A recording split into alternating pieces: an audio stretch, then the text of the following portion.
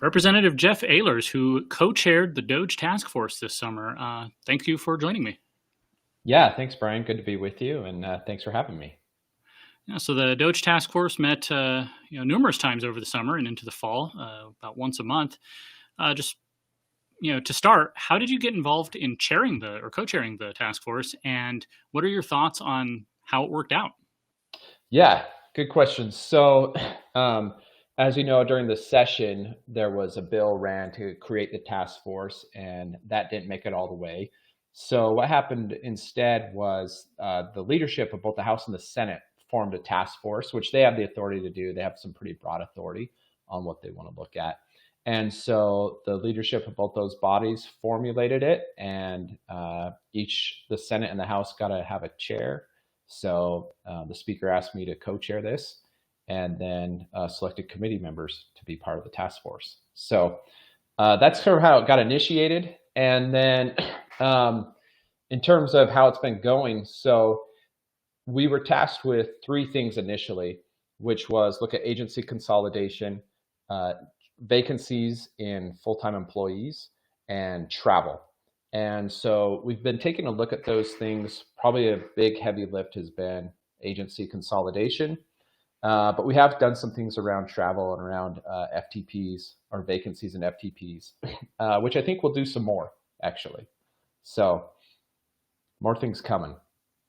So as we get close to the legislative session starting in just over a month, what can we expect to be the fruit of all that work?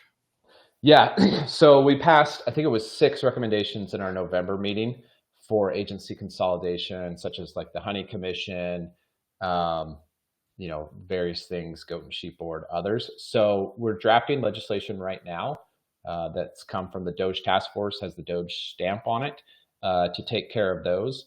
We also did a lot of code cleanup.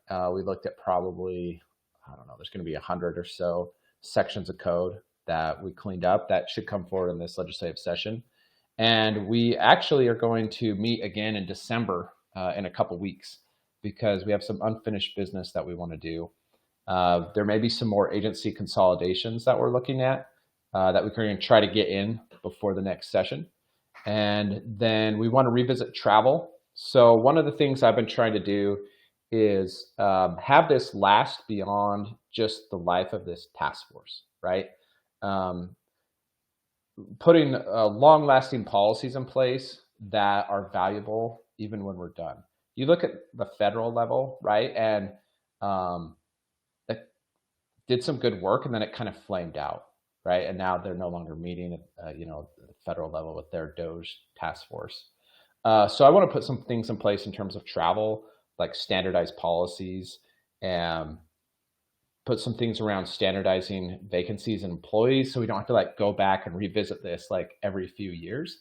So those are some things that I'd like to do also in the future. So as far as expectations go, how much, is there a dollar amount that this is going to save in the long run, or is it going to shrink government a certain amount?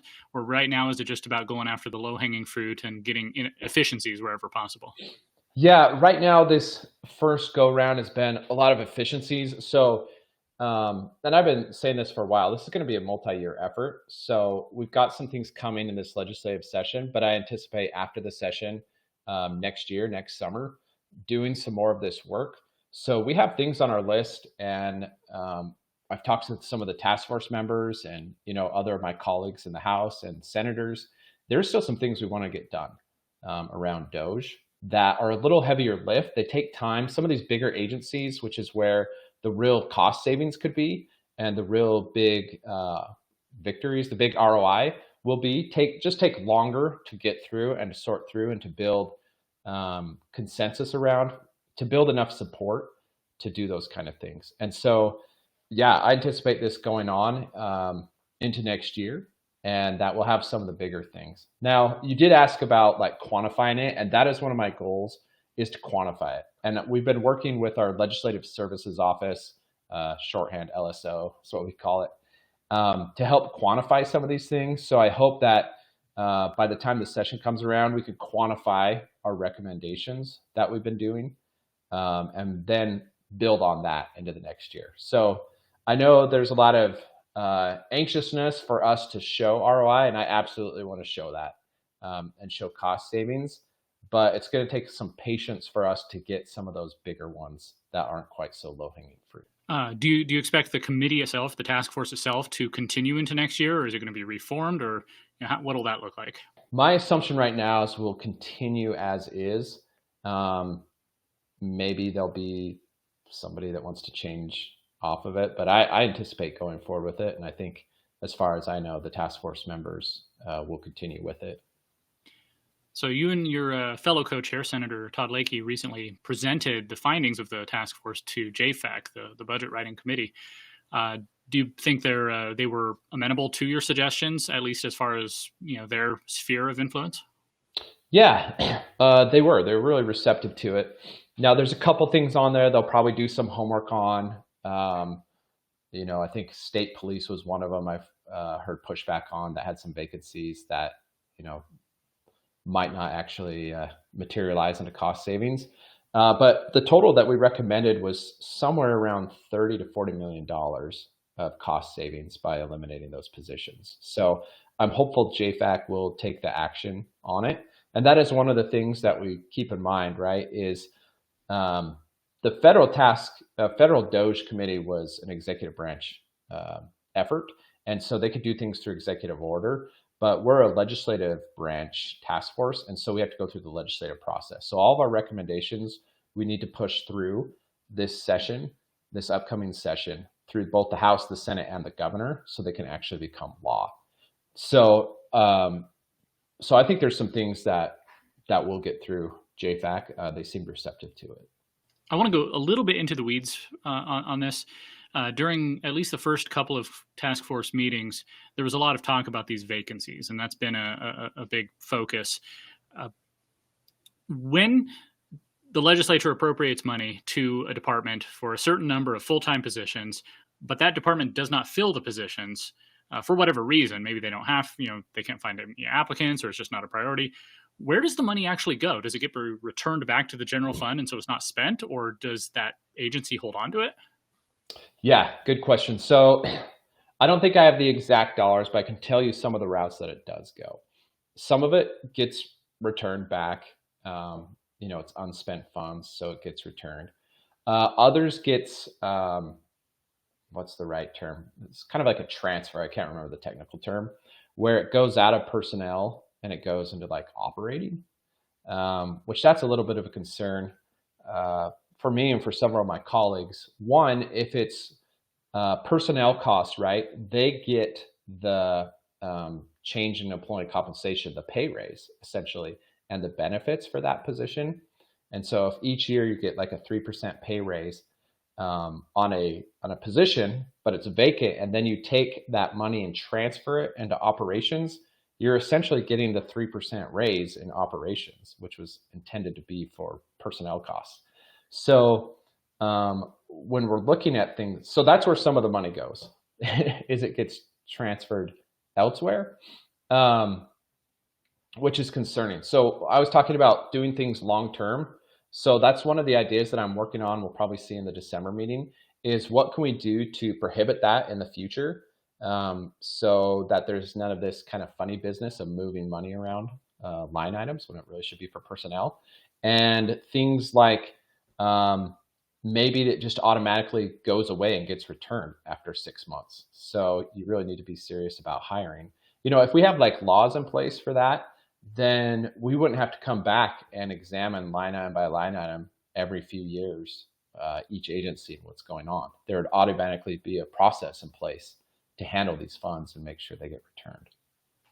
I think the idea of processes in general is underrated in government.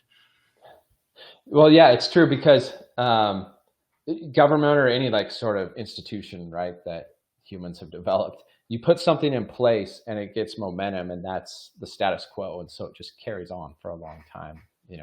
A body in motion tends to stay in motion unless acted upon. And that's so true with, government entities as well. So one more question. After the very first meeting, you set up a citizens portal where you could go onto the legislative website and submit ideas or submit concerns, whether you're just a citizen or an employee of a government agency. How valuable was that to you and to the rest of the committee? Yeah, those are really good, and we really appreciate the public input. We've tasked one of the task force members of following up on those, and hopefully in December we'll have more to report there on what's been done. But the public has a lot of good ideas, and some of those have turned into our next list of what to look at. We did low hanging fruit, and now we'll have some others.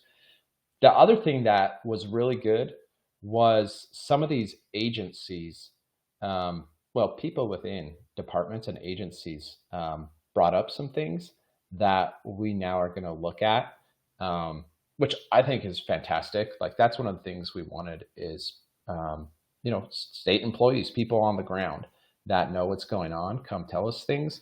So we should have some more input on some of those fairly soon. Not input, but output, I guess, some outcomes from that. So yeah, really appreciate that public input. Well, I appreciate your time that you've put toward this, and also, of course, your time to share what you've been doing.